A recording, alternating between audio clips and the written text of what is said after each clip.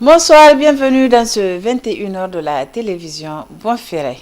Le Hajj 1445 est arrivé à son terme le week-end dernier. Cette année, ce sont 1 800 000 pèlerins qui ont effectué le voyage saint en Arabie Saoudite. Tirant le bilan de l'organisation du pèlerinage de cette année, les autorités saoudiennes se disent satisfaites et lancent déjà les préparatifs du Hajj de l'année prochaine. Mustafa Zongoma pour le commentaire.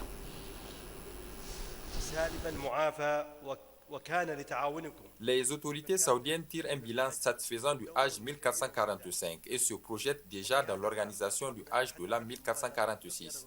Ce 19 juin 2024, lors d'une cérémonie organisée au siège du ministère du Hajj et de la Oumra à la Mecque, en vue de rendre hommage aux entités qui se sont faites distinguer dans la réussite du pèlerinage de cette année, le ministre du Hajj et de la Oumra, Dr Taoufik bin Fawzan Al-Rabia, a souligné que cette année a été marquée par le lancement des initiatives les plus importantes menées par le ministère de l'Intérieur et le ministère du Hajj et de la Oumra, à savoir la campagne Pas de Hajj sans permis. Cette initiative a été un succès total à tous les plans. Elle a permis de lutter efficacement contre le phénomène des pèlerins illégaux.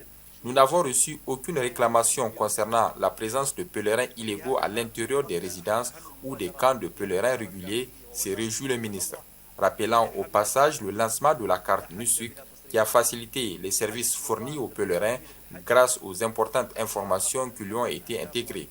Le succès de l'organisation de la saison 2024 du Hajj a été réalisé grâce au soutien de Dieu et conformément aux hautes orientations du serviteur des deux lieux saints de l'islam, le roi Salman bin Abdul Aziz Al Saoud, et le suivi attentif de son Altesse royale le prince Mohammed bin Salman bin Abdul Aziz Al Saoud, prince héritier, président du Conseil des ministres. Cette cérémonie a été également l'occasion pour le ministre du Hajj et de la Oumra, Dr Taoufik bin Fawzan Al-Rabia, pour annoncer la remise du document comprenant les premiers préparatifs et le calendrier de la saison du Hajj 1446. Ce document s'inscrit dans le cadre d'un ensemble de mesures prises pour le développement de la saison du Hajj de l'année prochaine concernant la santé et la sécurité, ainsi que les moyens facilitant l'accomplissement de rituels dans la quiétude et le confort à travers la plateforme Nusuk qui consacre l'amélioration de la transformation numérique au service des invités des lieux saints de l'islam. Cette année, pour rappel, c'est un peu plus de 1,8 million de pèlerins qui ont effectué le Hajj à la Mecque.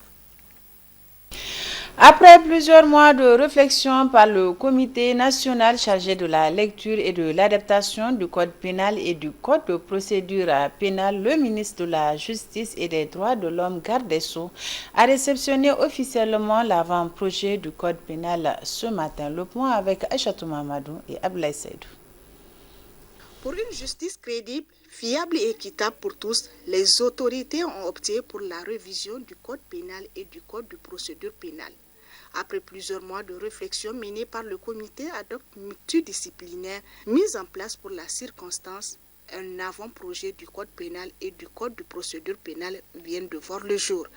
La présente cérémonie consacre la remise officielle de ce document. Le comité ad hoc relate ainsi au public les quelques innovations et axes jugés importants. Cet avant-projet de code pénal contient des dispositions novatrices, dont les plus attendues par les Nigériens concernent l'incrimination de l'homosexualité, la protection des biens publics et la lutte contre le terrorisme. Il comporte plusieurs innovations, tant dans la forme que dans le fond. Le code de procédure pénale actuellement en vigueur comprend 6 livres, 35 titres, 45 chapitres, 58 sections et 741 articles. Le document que nous vous proposons compte quant à lui 5 livres, 40 titres, 52 chapitres, 52 sections et 919 articles. En comparant ces chiffres, on constate que l'avant-projet a 5 titres, 7 chapitres et 178 articles de plus que le code actuellement en vigueur. C'est conscient des défis qui sont les leurs pour améliorer la crédibilité et l'efficacité du système judiciaire nigérien que le ministre de la Justice et des Droits de l'Homme, en réceptionnant cet avant-projet, a saisi l'opportunité pour attirer l'attention des acteurs de la justice pour son application une fois adoptée. Cette réforme représente un pas significatif vers une justice efficace, transparente et respectueuse des droits fondamentaux.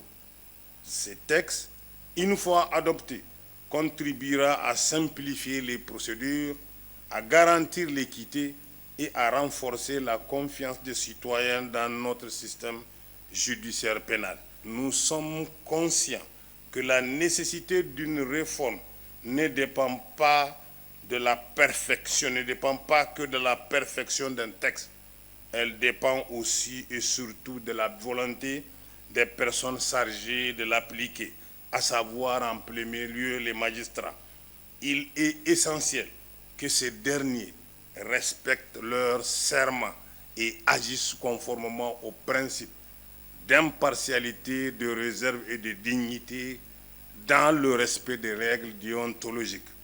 Pour aboutir à cet avant-projet de loi du Code pénal et du Code de procédure pénale, l'association Timidria, qui a pour mission la lutte contre l'esclavage et les formes de discrimination, s'est aussi impliquée pour atteindre son objectif principal, celui de contribuer à la promotion des droits humains au Niger.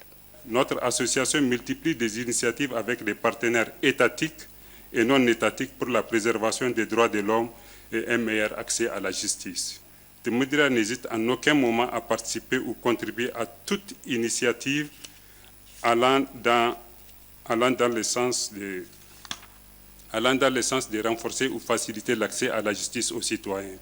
Cette nouvelle réforme du système judiciaire nigérien intervient une soixantaine d'années après l'indépendance du pays. Elle va permettre de pallier à un certain nombre de maux qui entravent le bon fonctionnement de la justice. C'est pour cela que cet avant-projet du Code pénal a tenu compte des réalités socio-économiques, politiques et culturelles du pays.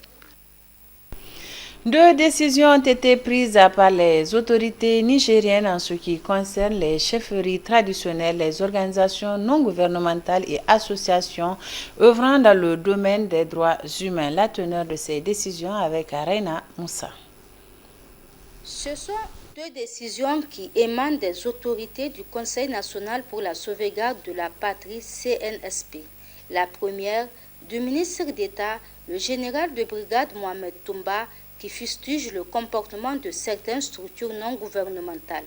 Il serait question de la non-implication du ministère de l'Intérieur dans l'organisation de certaines activités des dites structures. Il m'a été donné de constater que certaines structures non gouvernementales organisent des activités en collaboration avec les chefferies traditionnelles sans impliquer au préalable le ministère de l'Intérieur, de la Sécurité publique et de l'administration du territoire.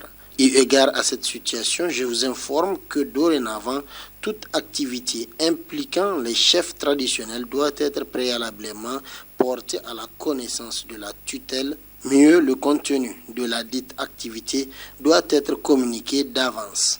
La deuxième est une circulaire du ministre de la Justice et des Droits de l'Homme, garde des Sceaux, sur la suspension des visites des maisons d'arrêt aux ONG, associations et organismes œuvrant dans le cadre des droits humains. Les visites des établissements pénitentiaires par les organisations non gouvernementales, ONG, les associations et les organismes partenaires œuvrant dans le cadre des droits de l'homme sont suspendues jusqu'à nouvel ordre. Pendant cette période de suspension des visites, les activités de sensibilisation et les donations venant de ces structures sont interdites. Par cette note, désormais, la présence d'un représentant du ministère est obligatoire pendant toute la durée de l'activité, selon le ministre d'État, le général de brigade Mohamed Toumba. Concernant la mesure de suspension des visites des maisons d'arrêt du ministre de la Justice, elle s'applique aussi aux structures de défense des droits humains ayant déjà obtenu des autorisations de visite. Commandement des forces de protection et de développement, c'est la nouvelle unité des forces armées que les autorités du pays ont décidé de créer. Elle aura donc pour mission de garantir la sûreté, la sécurité et la protection des activités d'exploitation des sites et installations d'intérêt stratégique, des corridors stratégiques, projets et activités de développement socio-économique. Le coordonnateur du mouvement M62, Ablaye Seydou, salue cette décision du gouvernement et du CNSP. Le commentaire avec Ablaziz Mamadou.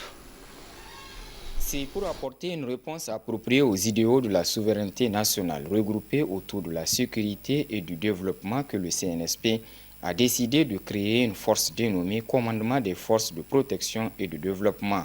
Une création pour faire face aux défis liés au terrorisme, couplée à une menace d'agression militaire de certains dignitaires déchus avec l'appui de puissances extérieures, a déclaré le directeur des études stratégiques du ministère de la Défense. Il s'agit ici donc de prévenir les actes de sabotage, les attaques terroristes et toute autre menace sécuritaire sur les sites d'intérêt stratégique, à savoir les sites de prospection et d'exploitation des ressources extractives, c'est-à-dire tout ce qui est or, tout ce qui est pétrole, tout ce qui est uranium et les autres ressources précieuses. Donc en mettant bien entendu l'accent sur le pipeline WAPO, aujourd'hui qui est la source principale d'exportation de notre pétrole brut vers le marché extérieur, les sociétés CNPC et les sociétés SORAS. Il s'agit également de sécuriser les corridors stratégiques qui sont en fait les voies qui nous permettent, les voies essentielles qui facilitent la circulation non seulement des personnes, mais favorisent aussi l'accès des marchandises au marché international et la fluidité des importations. Il s'agit en fait pour cette nouvelle force de participer aux actions de développement de la nation à travers entre autres des programmes d'aménagement, d'irrigation et d'exploitation des domaines agro-silvopastoraux, de participer à des actions de protection de l'environnement et enfin aussi par la mise sur pied d'usines de fabrication de munitions par exemple, de confection de tenues militaires et des pièces d'automobiles qui sont couramment utilisées au sein de nos forces de défense et de sécurité. La force aura comme mission, entre autres, de garantir la sûreté, la sécurité et la protection des activités d'exploitation des sites et installations d'intérêt stratégique, des corridors stratégiques, projets et activités de développement socio-économique. Le coordonnateur du mouvement M62 salue cette initiative des autorités. Nous ne pourrions que saluer cette décision responsable de l'État du Niger parce qu'elle permet de rapprocher les populations et les forces de défense et de sécurité en jouant ce rôle de développement. Elle répond également à un défi, celui de pouvoir faire face aux velléités de déstabilisation de notre pays, notamment en sapant les infrastructures stratégiques, notamment aujourd'hui les pipelines, vous avez vu récemment, où des groupes rebelles armés, par qui vous savez, entretenus par qui vous savez, et qui sont dans une logique malheureusement apatride, de s'en prendre à leur propre pays, de détruire les biens de leur propre pays pour servir et faire plaisir, malheureusement à l'impérialisme et aux colons. La protection de ces infrastructures stratégiques par notre propre armée et par nos forces de défense et de sécurité répond à cette vision-là. Nous pensons que le CNSP aujourd'hui vient de traduire également une action qui est en phase avec les attentes des populations et contribuer donc à la lutte contre le chômage. L'objectif de cette initiative est de rehausser les effectifs des forces armées traditionnelles et de pourvoir un personnel la dite force. La finalité est d'atteindre à l'horizon 2030 un effectif de 100 000 hommes des forces armées nigériennes à travers le rehaussement chaque année de 5 000 hommes par an, l'augmentation du nombre des cadres recrutés par voie de concours, à savoir les cadres sous-officiers, les cadres officiers et les collatéraux spécialistes dans divers domaines. Lancement officiel ce matin des activités de la troisième phase du projet Initiative pour le développement de l'entrepreneuriat des jeunes, idées jeunes, couplé à l'atelier de validation du programme d'assistance technique à l'entrepreneuriat des femmes. Le compte rendu avec Aboubakar Amadou et Mamadou Djori. Le lancement officiel du projet Initiative pour le développement de l'entrepreneuriat des jeunes, IDE jeunes, couplé à l'atelier de validation du programme d'assistance à l'entrepreneuriat des jeunes. Cette troisième phase, tout comme les phases précédentes, vise à contribuer à la création d'emplois et d'augmenter les opportunités aux jeunes confrontés au risque de la migration irrégulière. Le projet a déjà montré un impact positif et ont permis déjà la création de 1500 emplois aux jeunes, donc 524 femmes, par presque 200 jeunes entrepreneurs soutenus par le projet à travers d'un système intégré d'appui, appui conseil, mentorat, coaching, incubation et formalisation de l'entreprise, microcrédit pour le fonds de roulement et de subvention des équipements nécessaires, appui comptable, fiscal, éducation financière, formation technique, etc. Cette troisième phase ne continuera pas seulement à soutenir la création et le développement des micro-entreprises, mais cette phase du projet IDE Jeunes introduira également une phase pilote de création d'unités de transformation semi-industrielles. Cette innovation vise à offrir un plus grand nombre d'emplois, directs et indirects, à un grand nombre de jeunes. Depuis l'initiative entend consolider les emplois créés lors des phases précédentes et garantir une meilleure transition des entreprises du secteur informel au secteur formel. Financé par l'Agence canadienne de coopération et de développement pour une enveloppe de 4 millions d'euros, soit environ 2,6 milliards de francs CFA, et mis en œuvre par l'Organisation internationale pour la migration, OIM, ce projet vise à offrir des opportunités économiques pour 4 350 personnes dans les régions de Zender, Tawa, Niamey et Agadez, notamment les jeunes de 18 à 35 ans, les femmes porteuses de projets entrepreneuriaux, les immigrants nigériens de retour et les communautés hôtes. Le projet inscrit dans la continuité des deux précédentes phases en soutenant les initiatives entrepreneuriales des jeunes et en incluant d'autres groupes en situation de vulnérabilité, plus spécifiquement les femmes, les personnes handicapées et les migrants de retour. Pour mon département ministériel, le lancement de ce projet vient renforcer les efforts du gouvernement du Niger dans la mise en œuvre de ces grands chantiers.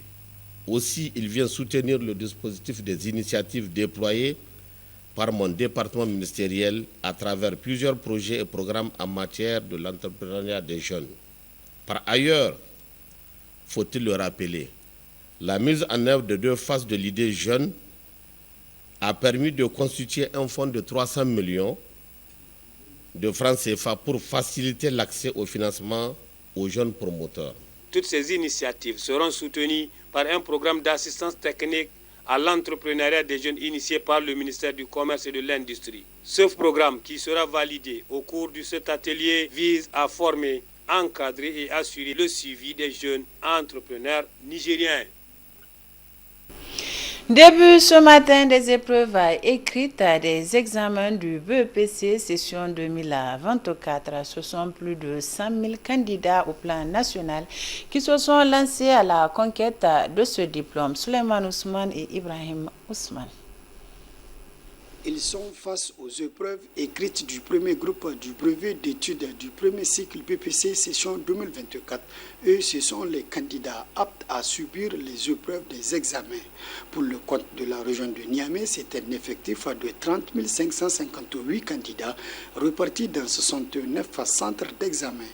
Le lancement à Niamey s'est déroulé au CES Route Flingué de Niamey par les autorités de la région. Nous avons dit aux élèves que les épreuves étaient donc à leur portée,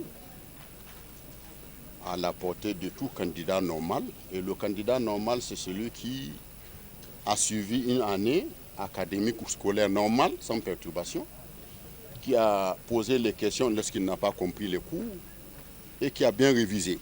Et surtout, le jour de l'examen, qui lit bien les sujets, qui les comprend et qui répond comme prévu.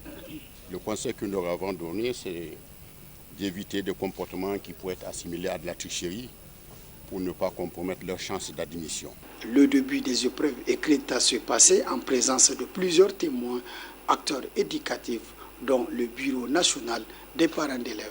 Sur le plan national, nous osons espérer que les candidats seront dans de bonnes conditions intellectuelles et morales pour qu'ils puissent affronter les épreuves. Résultat de 9 mois d'apprentissage, une année que nous avons considérée comme normale, qui n'a pas été beaucoup perturbée. Il reste maintenant au correcteur d'être indulgent et d'être correct. Allah nous observe. Amen. Celui qui a droit, on lui donne. Celui qui n'a pas le droit, on lui refuse. Et je profite de l'occasion pour lancer un appel à l'endroit des enfants, que de compter sur leur propre capacité intellectuelle et de ne pas se mêler dans la tricherie ou dans la supercherie ou dans la recherche du gain facile. Dans les autres centres d'examen de Niamey visités, tout se déroule normalement avec toutes les dispositions prises pour le bon déroulement de ces examens. Au plan national, c'est un total de 118 543 candidats répartis dans 333 centres d'examen, dont 303 jurys. Pour l'édition 2024, le lancement officiel au plan national s'est déroulé dans la région d'Agadez sans l'implication et la participation des partenaires sociaux de l'éducation qui sont les syndicats des enseignants et scolaires à tous les niveaux. Dans la capitale économique, c'est le gouverneur de la région qui a donné le coup d'envoi pour le début des épreuves écrites du BEPC session 2024. Au total, ce sont environ 21 000 candidats qui ont affronté les épreuves écrites. Le compte rendu avec Youssouf Haïdara et Ibrahim Amadou. À Maradi-Ville, c'est le CEG Raouda qui a été choisi pour le lancement officiel des épreuves écrites du BEPC session 2024. Selon le premier responsable de la région, toutes les conditions ont été réunies pour le bon déroulement des examens. Aux candidats donc de faire preuve d'engagement pour un BEPC propre, dépourvu de toute tricherie. C'est pour vous dire que ce pays a besoin de vous. Ce Niger, notre Niger à nous tous, attend beaucoup de vous, chers jeunes. Vous avez accompagné les différentes manifestations pour soutenir le CNSP. Aujourd'hui, nous comptons sur vous pour que vous le prouviez sur papier que vous êtes engagés pour la reconquête de notre souveraineté. Pour nous, ce sont vos résultats qui vont une fois de plus conforter votre engagement pour la reconquête de la souveraineté. Alors, bonne chance et rassurez-vous que, comme votre examen, les instructions ont été données par les plus hautes autorités de ce pays pour que ce BEPC soit un examen propre. La région de Maradi compte 21 340 candidats répartis dans 56 centres opérationnels. Quant à la ville de Maradi, elle compte 7 775 candidats, dont 4 260 filles, selon le directeur régional de l'éducation nationale. La région de Maradi compte 21 340 candidats, dont 9 279 filles. Et il faut préciser que parmi ces candidats, nous avons 20 080 candidats officiels et 1260 candidats libres. Et tous ces candidats sont répartis à l'échelle régionale dans 56 centres qui sont aujourd'hui opérationnels. La ville de Maradi compte à elle seule 7 775 candidats, dont 4 260 filles répartis dans 21 centres. Le déroulement des examens se passe dans de bonnes conditions également au niveau des départements d'Agué, Gazawa et Tessawa, avec respectivement 961 candidats pour Agué, 609 candidats pour Gazawa et Tessawa, 1847 candidats. Bonne chance à tous les candidats. Place à présent à votre rubrique La Une des journaux avec Mustapha Abdrahman Zongoma. Très bonne réception.